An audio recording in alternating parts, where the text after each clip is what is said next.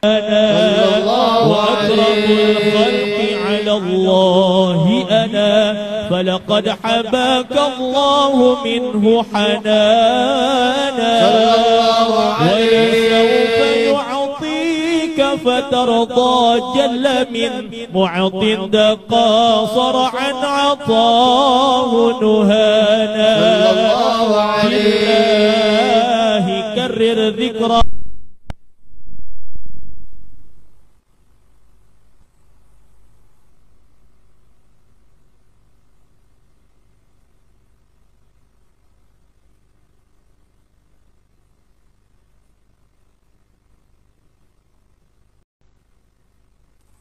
إليك دعانا اللهم صل وسلم وبارك عليه وعلى آله. Anak-anakku sekalian, para jamaah majelis Rasulullah dan para pencinta Sayyidina Muhammad, sampai kita kepada tausiah terakhir. Nanti setelah ini ada zikir bersama, zikir jalalah seperti biasa. Namun kita akan dengarkan tausiah terakhir dari yang kita tunggu-tunggu, jauh-jauh dari Rembang, Jawa Tengah. Beliau menghadiri acara kita dan beliau tadi menyampaikan, saya tanya, Gus, kira-kira Gus Baha mau di podium atau di sini? Saya milih ceramahnya sambil duduk. Jadi khasnya Gus Baha ini adalah, anak-anakku sekalian, sangat tawadhu. Ilmunya luar biasa, tapi tawadhunya juga luar biasa. Beliau tidak mau berdiri, beliau akan duduk saja. Jadi mohon kita simak, kita dengarkan tausiah dari beliau. Mudah-mudahan ini bermanfaat untuk dunia dan akhirat kita. Kepada Al-Mukarram Kiai Haji Bahauddin Nur Salim atau Gus Baha, alaihi fal yatafaddal mashkur wa ma'jur.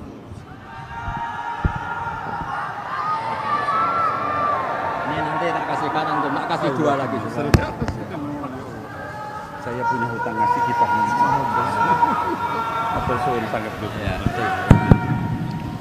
Assalamualaikum warahmatullahi wabarakatuh. Waalaikumsalam warahmatullahi wabarakatuh. Alhamdulillahirabbil alamin wassalatu wassalamu ala asyrofil mursalin sayyidina Maulana Muhammadin wa ala alihi wa sahbihi ajmain, amma ba'du. Ingkang sangat kula hormati niki wonten Habib Nabil, semua keluarga besar Habib Mungtir, semua min usulihi wa furuhi sedanten ingkang kula hormati, ingkang terhormat Habib Ahmad Bahar, Habib Ja'far Al-Attas, niki wonten Profesor Naziruddin, wonten Pak Muzani, wonten Mas Nusron sedanten ingkang kula hormati. Yang spesial, saya ini punya dua permintaan. Satu, jangan diundang lagi. Dua, saya minta maaf kalau yang ingin ngundang, mohon nggak usah diteruskan. Saya akan cerita yang ilmiah. Saya terima kasih tadi sama Habib Abdullah bin Ja'far sama Ustadz Hasan Saifur Rijal. Begini, kenapa saya banyak dikutip para narasumber? Karena saya ini jenis kiai yang otoritatif. Jadi saya ini karena nggak menteri, sehingga kalau belajar itu serius sekali. Ya alhamdulillah ini ada Pak Muzani, orang yang bisa ngelantik seseorang jadi presiden. Masih punya utang satu, bisa nggak ngelantik kita jadi ahli surga? Begini kalau cerita ilmiah, nanti saya baca hadisnya. Ada kelebihan kita jadi manusia itu justru karena ketidaktahuan kita. Kita tentu hingga detik ini tidak melihat surga langsung, tidak melihat neraka langsung, apalagi melihat Allah Subhanahu wa Ta'ala. Tapi selalu ada teori, dan ini dibenarkan oleh semua ulama karena ini nas itu mansus. Dan itu diantara kelebihan Rasulullah SAW adalah diutus kafatal linnas, untuk semua orang. Sehingga ada orang ditanya, dengan apa kamu tahu kalau Tuhan itu satu? Orang ini dengan enteng menjawab, innal isnaini, angka 2, 3, 4 dan seterusnya, nisbatu dzalika ilal wahid nisbatul far'i ilal asli. Jadi segampang itu nerangkan ayat qul huwallahu ahad, Allah itu satu. Karena angka itu 2, 3 sampai 1 miliar 1 triliun Nisbatu dzalika ilal wahid, nisbatul far'i ilal asli. Semua itu asal usulnya satu. Begitu juga begitu gampangnya Syekh Nawawi Al-Bantani menerangkan kenapa bismillah itu dimulai ba. Huruf hijaiyah kan alif, tapi kalau bismillah dimulai dari satu ba. Ba itu ada titik satu. Anda gambar kambing, gambar apa saja, gambar Anda entah baik entah jelek, itu tetap dimulai satu titik. Nah, satu titik ini disebut nuqtatil wujud, asal usul wujud. Sebab itu kitab I'anatul Thalibin, tadi Habib Nabil cerita sanad-sanadnya Mbah Mun. Sebetulnya kalau boleh angkuh, yang berhak cerita itu saya, karena kitabnya milik saya. Tapi beliau tak kasih terus cerita, ya alhamdulillah. Ada penyambungnya gitu. Nanti tak kasih lagi beliau. Ya memang yang paling berat beliau karena turunannya itu. Tapi kitabnya dari saya, jadi ya satu-satu lah.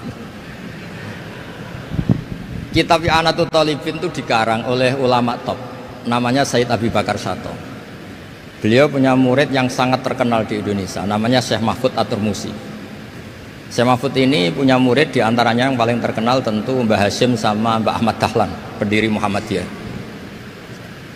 Jadi kemudian kitab I'anah ini populer sekali untuk menerangkan fikih-fikih di Indonesia. Termasuk cerita bahwa wujubul jihad itu wujubul wasail lal maqasid. Jadi jihad itu wajib, itu wujubul wasail lal maqasid. Saya mencari di sarahin. Sekiranya dakwah itu bisa tidak dengan jihad, dengan pengajian kayak Majelis Rasulullah, kayak Majelis Nurul Mustafa, kayak kiai-kiai kampung, itu sudah cukup karena sudah isolul maksud, orang sudah menjadi kenal Allah Subhanahu wa taala. Sebab itu ketika Sayyidina Ali diutus di beberapa peristiwa termasuk di Khaybar, Sayyidina Ali didhawuhi la ayyahdiyawu bika rajulan wahidan khairan laka min khumrin na'am. Ada satu saja yang Islam karena kamu itu lebih baik daripada kemenangan. Nah, kemudian ini supaya otoritatif menghormati masjid ini, Masjid Istiqlal, masjid yang luar biasa bersejarah. Saya baca keterbatasan kita, tapi ini menjadi kelebihan. Ini hadis di Shahihul Bukhari. Nanti sebagian materinya saya tinggal supaya ini tadi otoritatif tadi, supaya semuanya pakai sanad. Ini hadis dari Shahihul Bukhari, sehingga Anda tidak perlu tanya ini sahih apa enggak, karena ini di Shahihul Bukhari, ikutnya nomor hadisnya itu 6408. Monggo kalau mau dihafal. Biasanya jenengan kan hanya hafal Arba'in Nawawiyah. Ini hadis ini nomor 6408. Ada keterbatasan yang akhirnya menjadi kelebihan kita, yaitu kita tidak tahu Allah Subhanahu wa taala. Suatu saat para malaikat ditanya, apakah mereka yang membaca tasbih di sini, misalnya di Istiqlal ini, ngerti saya? Kata Allah. Kata malaikat, tidak tahu. Fayaqulu hal ra'auni. Qal fayaqulu la wallah ma ra'auka. Qal fayaqulu kaifa la ra'auni. Yaquluna la ra'auka kanu asyadda laka ibadatan wa asyadda laka tamjidan wa aktsara laka tasbihan. Andaikan manusia itu ngerti engkau ya Allah, maka tasbih mereka ini akan lebih dari kita. Saya beri contoh, ini terutama untuk dzurriyyah Rasulullah SAW. Nabi itu manusia, basar, tapi lakal basar. Nabi ketika muji Allah SWT ini supaya kalau sholat jangan hayati. Misalnya pertama muji begini, lakal hamdu mil'us samawati wa mil'ul ardi. Kebanyakan di Jawa memang baca pakai rofaknya mil'u, tapi di beberapa sanad dibaca mil'ah, itu urusan i'rab lah. Engkau itu saya puji seluas langit dan bumi, seluas langit dan bumi. Seluas langit dan bumi itu nggak keren, karena langit ini tetap mahsurah, as-samawat ini apapun luasnya langit itu tetap terbatas. Bumi apapun luasnya juga terbatas. Apa yang diteruskan oleh Rasulullah SAW? Wa mil'u ma syi'ta min syai'im ba'du. Dan pujian saya ini ya Allah sesuai kehendakmu, sejumlah kehendakmu, karena ini yang tidak terbatas. Begitu juga ketika Nabi dengan keterbatasan sebagai manusia, bukan sebagai habibullah, atas nama manusia. Nabi itu punya dua sisi, kadang sebagai bashar, kadang sebagai habibullah. Dan sama-sama penting untuk mengawal Islam ini. Saya ulang lagi, sama-sama penting untuk mengawal Islam ini. Ketika Nabi sebagai basar ngendikan begini, la nuhsi Allahumma lakal hamdu hamda yuwafi ni'amaka, misalnya pakai mukhatab, wa yukafi mazidak. Saya memuji engkau ya Allah dengan pujian yang sesuai jumlah nikmatmu, wa yukafi mazidak, dan bisa berserasian dengan tambahan-tambahan nikmatmu. Tapi apapun luasnya nikmat itu terbatas, sehingga Nabi nambahi, la uksi thana'an alita anta kama atneta ala nafsik. Saya muji ini tidak terhitung sama sejumlah pujian yang engkau lakukan. La uksi atau la nuksi thana'an alika anta kama atneta ala nafsik. Sehingga ini kreasi-kreasi Bani Adam yang malaikat itu tidak bisa. Saya ulang lagi, ini kreasi-kreasi Bani Adam yang bakat malaikat itu tidak bisa. Ini saya baca di kitab Fathul Bari, ini sarahnya kitab Bukhari.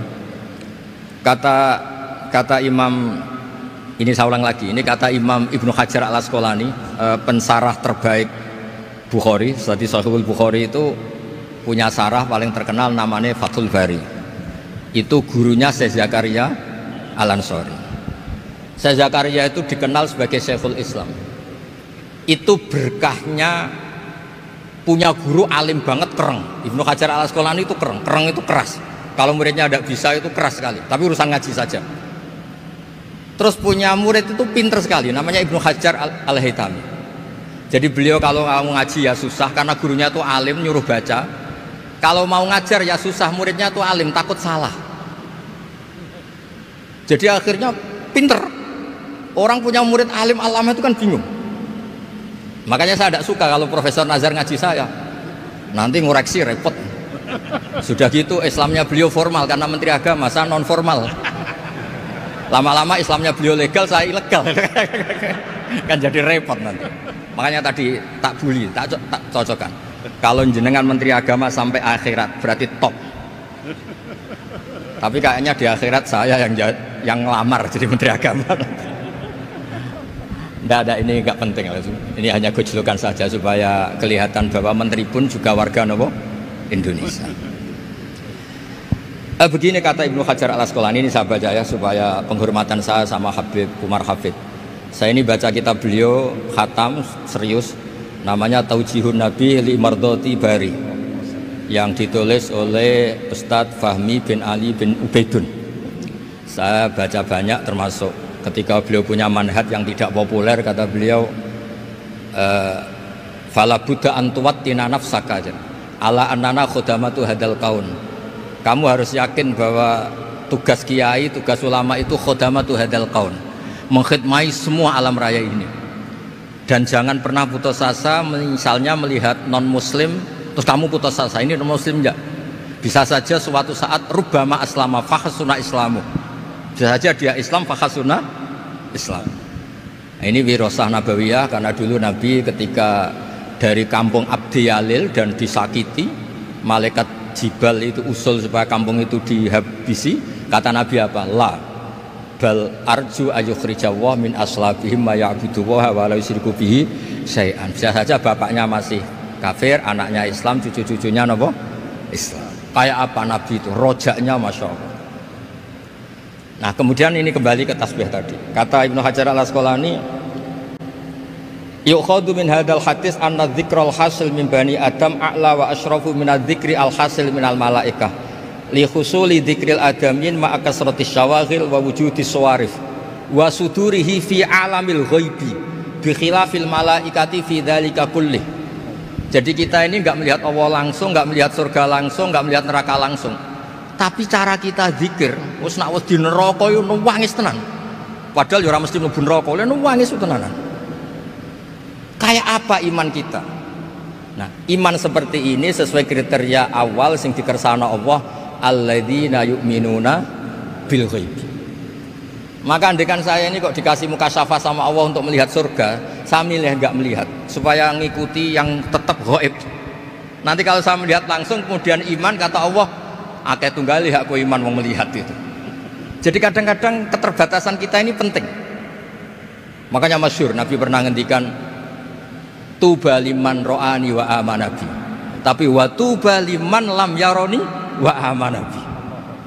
Kalau orang melihat saya kemudian iman itu biasa, Ini orang zaman akhir tidak melihat saya tapi iman. Kadang-kadang itu nggak lewat Habib yang ganteng tuh enggak, lewat Mudin. Terus Mudin di kampung rapati di duwe, ngono iku mulang tauhid ya mandi. Islam itu digawa Habib ya mandi, digawa menteri ya mandi, digawa Mudin ya mandi. Karena Islam itu kafatal napa kafatal. Nah, yang nggak dipunyai malaikat adalah tadi seperti cerita saya tentang Imam Amudi. Segampang itu. Makanya di tradisi pondoknya Mbah Maimun itu ada tradisi qaddimid dirayah ala riwayah. Logika riwayat itu penting karena itu menjadi nyaman. Ya kayak tadi, Allah itu satu. Ketika kita berpikir angka 2, 3 sampai sekian miliar, sekian triliun, nisbatu dzalika ilal wahid, nisbatul far'i ilal asl. Semua itu dibanding angka 1 adalah cabang. Gambar kayak apa ruwetnya dinisbatkan asal usulnya mesti satu nuktoh, yaitu satu titik. Nah, satu titik ini kata pengarang Ianatul Thalibin bi kana makana wa bi yakunu mayakun. Nah, kemudian terakhir ini enggak boleh lama-lama. Kalau lama-lama nanti sampean pinternya nyanyi saya, jadi itu sudah. Tapi enggak apa-apa lah. Saya ini termasuk kiai yang sudah diundang. Ini termasuk Pak MPR, enggak boleh ngundang saya. Pak Nusron apalagi enggak boleh. Itu kalau di kampung sama saya hormat, kalau di sini kok kayak menteri gitu. Menteri betul tapi. Lawang gurunya dia itu teman saya gitu. Jadi tanya ini kalau nggak percaya. Makanya kalau sama saya beliau cium tangan, saya sebetulnya ya nggak siap dicium tangan menteri itu nggak siap. Apalagi dihormati Pak Nazar nggak siap lah. Nanti dikira minta haji malah repot. repot. Saya ini tadi bisik-bisik itu urusan ilmu tasawuf, ya ada urusannya dengan haji. Nah, cocokan. Kenapa beliau suka ilmu tasawuf? Saya kan sering lihat beliau ceramah di TV. Katanya obat Gus obat. Orang kalau belajar tasawuf kan kepenak itu. Kayak wis ahli swarga kan kepenak di tasawuf itu kan memang.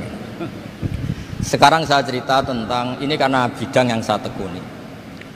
Ada kitab tentang ulumul Quran namanya Al-Mufradat fi Gharibil Quran. Dikarang oleh Ar-Raghib Al-Asfihani. Ini kitab luar biasa. Di situ hanya cerita lafat-lafat per kata. Saya tadi sebelum kesini ngajar dulu di pondoknya Beki, Baitul Qurannya Pak Kures. Karena memang saya termasuk pengajar di sana. Artinya kalau saya sering ke situ jangan iri, memang saya termasuk pengajar di sana. Termasuk pengajar yang keren maksudnya. Keren itu artinya pakai referensi, bukan asal. Begini kata kitab itu.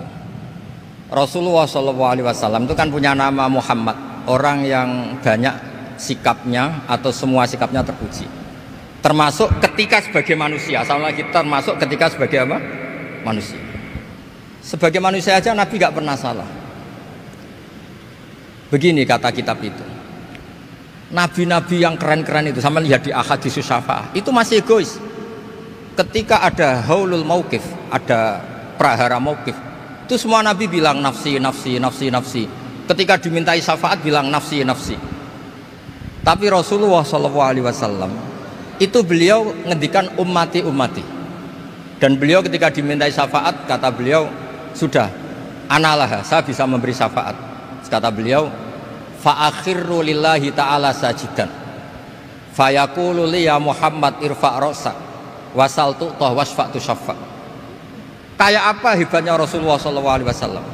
Umumnya para nabi melihat akhirat itu sudah akhir dari semua amal. Itu menurut Nabi Muhammad gak keren. Allah itu gak bisa didikte akhirat. Allah itu Tuhan, tetap yaf'alu ma yasha. Jadi gak bisa misalnya sudah akhirat orang nyuwun sewu terus tanya, ya Rasulullah ini sudah akhirat kok jenengan sujud bareng ini gimana? Ini sudah gak darul amal tapi ini darul jaza. Gak bisa. Akhirat gak bisa dibatasi. Karena akhirat gak bisa membatasi Allah, Nabi tetap dengan rileksnya minta sama Allah. Fa ahmaduhu bima hamida 'allamani ya rabbi. Kemudian saat itu saya muji-muji Allah dengan pujian yang luar biasa. Terus kata kitab itu, fa Muhammadun ahmadu min ghairihi. Makanya beliau punya nama Ahmad. Ahmad itu afal tafdil, bukan fi'il mudhari' waqi' mutakallim. Ini pernah madrasah dulu di Kutsian. Tamat. Alhamdulillah. Beliau kalau di rumah hormatnya enggak kayak tadi, lebih dari itu. Tadi di sini pejabat terus. Sembrono ya di sini itu kelewat itu. Ya tapi nggak apa-apa itu. Tadi sudah dipuji akhlaknya baik, apa-apa baik, alhamdulillah. Fa Muhammadun ahmadu min ghairihi. Ketika para nabi nggak bisa muji Allah di mahsyar, bahkan mereka itu nyuwun sewu egois, hanya mikir diri sendiri, nafsi-nafsi. Rasulullah Muhammad ini punya nyali untuk muji Allah dan tetap mengajukan permohonan apa? Syafaat.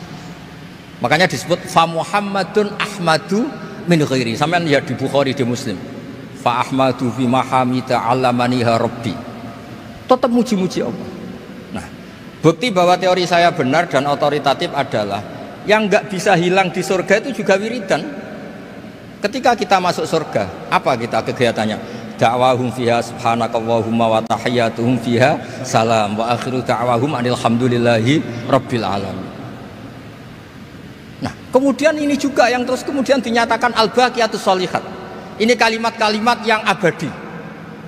Karena apa? Di dunia ya kita bilang subhanallah alhamdulillah, di akhirat dia bilang subhanallah. Kayak apa kerennya kita sebagai Bani Adam? Nah, makanya disebut alladzina yu'minuna bil ghaibi. Wong tidak melihat Allah, tidak melihat surga, tidak melihat neraka, tapi iman kita ini kayak iman sing musyahadah. Iman sing hakul yakin, ainul yakin. Kenapa demikian? Ya karena tadi kita diajari terus menerus oleh Rasulullah SAW. Yang terakhir saya cerita mukjizat. Ini juga terkait dengan betapa mudahnya hadad din ini di logika, dicerna. Kata Rasulullah SAW, sabda Nabi di hadis, salang lagi ini hadis sahih di bab awal Fadailul Quran di Sahihul Bukhari. Dicek, kalau nggak percaya dicek. Ma minal anbiya'i nabiyyun illa u'tiya minal ayati ma misluhu amana alaihil bashar wa innama kana alladhi utitu wahyan awhahu wa ilayya fa arju an akuna aktsarahum tabi'an yaumal qiyamah. Enggak ada nabi kemudian kecuali dikasih wahyu, dikasih mukjizat. Dan mukjizat ini dahsyat sehingga orang itu dipaksa iman. Kayak Nabi Soleh, ada unta besar keluar dari batu. Nabi Musa punya tongkat dipukulkan ke Laut Merah, langsung menyibak jadi daratan. Tapi kata Nabi Muhammad SAW, kata, saya itu tidak punya mukjizat kayak itu, juga gak ingin. Saya ini dikasih mukjizat Al-Quran, dan saya berharap karena mukjizat Quran ini adalah terus kemudian umatku menjadi yang terbanyak ila yaumil qiyamah. Sekarang kita berlogika. Ini kata kitab Fathul Bari lagi. Kita berlogika. A'jaza yu'jizu i'jazan. Sesuatu yang menjadikan orang lain nggak mampu disebut i'jaz. Kemudian karena ayat menjadi mukjizat, sesuatu yang kita sepakat tidak mampu. Nah, kalau itu masalahnya, tongkat dipukulkan laut kemudian menjadi kering, kita mampu enggak? Enggak kan? Tapi pertanyaannya, Anda bikin nyamuk mampu enggak? Enggak kan? Anda bikin sapi, bikin unta mampu enggak? Enggak kan? Makanya Nabi Muhammad SAW cukup, sudahlah kamu itu manusia, bahkan sekedar menciptakan lalat itu tidak bisa. Inna Allaha la yastahi ayyadriba mathalam ma'ba'udatan fama fawqaha. Kemudian mukjizat ini sama Nabi dicontohkan hal-hal yang keseharian kita. Wa min ayatihil lailu wan naharu wasyamsu wal qamar. Sekarang peristiwa laut dibelah Nabi Musa dengan matahari yang nggak pernah turun mesin, itu keren mana coba?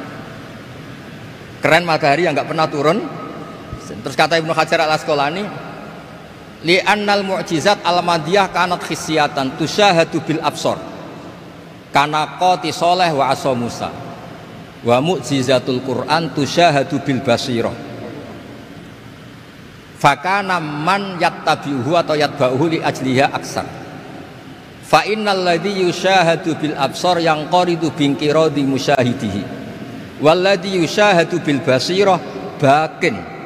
Ya, saya ulang lagi, bakin. Ya, bakin terus disaksikan orang sing ja'a badal awali mustamirron. Begini logikanya. Mukjizat kayak nakoti Soleh atau Asa Musa yang terkenal. Saya andaikan jadi umatnya Nabi Musa terus dikasih tongkat itu, terus bisa apa coba? Ketika kita punya utang disuruh nyaur, ya nggak bisa dipakai jaminan kan. Sudah gitu orang tanya ini asli apa enggak? Kalau asli buktikan, kan ya repot. Tapi kalau kita jadi umatnya Rasulullah SAW ditunggoni Quran, punya banyak masalah resepnya sabar, Kalau nggak bisa sabar ya nyari kiai-kiai tukang ijazah nak menodongannya mandi. Karena orang mensifati Allah itu macam-macam. Makanya saya pastikan nggak ada agama yang mengajarkan rasional kayak agama apa? Islam. Makanya liqaumi yaqilun liqaumi yatafakkar. Coba misalnya nyamuk. Kamu bikin nyamuk tidak bisa kan? Nyamuk punya organ tubuh kecil, organ tubuhnya punya urat. Kamu mikirnya kayak apa? Sekedar bikin patungnya saja tidak bisa, apalagi bikin nyamuk. Jadi untuk mengakui kudronya Allah yang tidak terbatas dan kita lemah, itu udah usah nunggu peristiwa kayak terbelahnya laut. Cukup wa ma min dabatin fil ardi wala ta'ir yatiru bi janahihi illa umamun amsalukum inna fi khalqis samawati wal ardi waqtilafil laili wan nahar, seterusnya la ayatil liqaumi yaqilun. Nah, gara-gara pola yang diajarkan Nabi itu ila yaumil qiyamah orang tetap Islam karena nyaman dengan kepastian mukjizat ini baqiyah ila yaumil qiyamah. Itu kayak apa baiknya Nabi? Makanya saya suka tadi burda yang dibaca. Ada ulama kayak Muhammad bin Said Al-Busiri yang ngarang burda. Itu kalau berpikir itu sederhana. Ngeten lho Gusti, malah nerangno pangeran. Lama da'awa da'ina li ta'ati bi akramir rusli kuna akramal umami. Ngeten lho Gusti, karena Rasul Muhammad itu terbaik, ya logikanya umatnya juga terbaik. Jadi lama da'awa da'ina li ta'atihi bi akramir rusli mesti kuna akramal umami. Jadi burda ini saking manjanya sama Allah sampai bilang gini. Wala yadhiqa Rasulullah jahuka bi idzal karimu tajalla bismimun takim. Ya Allah, engkau telah menamai Nabi engkau itu Raufur Rahim, yang penuh kasih sayang, yang sohibus syafa'ah. Maka ketika engkau ingin nyiksa kami dengan alasan engkau ini al-muntakim, dat yang bisa nyiksa orang maksiat, jenengan harus ingat ya Allah bahwa Nabi kita itu Nabi yang engkau gelari Raufur Rahim. Ya kalau gitu jangan jadi nyiksa. Terus gunanya apa digelari Raufur Rahim ra iso nyafaati gitu. Itu jenenge wala yadhiqa Rasulullah jahuka bi idzal karimu tajalla bismillah. Terus fa inna min judika dunya wa darrataha wa min ulumika ilmal lauhi wal qalam. Dan itu juga yang dibuktikan Rasulullah SAW. Sampai beliau ngendikan likulli nabiyyin da'watun mustajabah wa akhtabi da'wati syafaatan ummati yaumal qiyamah. Semua nabi itu punya doa yang mustajab dan semuanya sudah dipakai di dunia. Tapi saya menyimpan jatah itu supaya saya tetap punya hak syafaat fi yaumil qiyamah. Dan ini bukti-bukti bahwa ilmu yang selama ini diajarkan para habaib, para kiai itu otoritatif. Saya hanya bantu jenengan memastikan kalau hadis itu sahih dimaknai oleh ulama-ulama yang kredibel. Ya, perjanjian terakhir tadi. Saya ini termasuk kiai yang sergap tanya Mas Nusron. Pak Muzani juga pernah ke rumah saya. Meja saya itu isinya ya kitab. Habib Nabil pernah ke kamar isinya kitab. Jadi kalau jenengan ngundang saya itu berhadap-hadapan sama hukumnya Allah, yaitu ganggu orang belajar gitu aja. Mohon ngoten mawon. Assalamualaikum warahmatullahi wabarakatuh. Waalaikumsalam warahmatullahi wabarakatuh. Masya Allah. Nastafid minhu kathir. Ya, kita banyak mendapatkan ilmu dari beliau, terutama tadi riwayah wa dirayah yang disampaikan. Dan selanjutnya sekali lagi jazakallah khair kepada Ustadzuna Kiai Haji Bahauddin Nur Salim.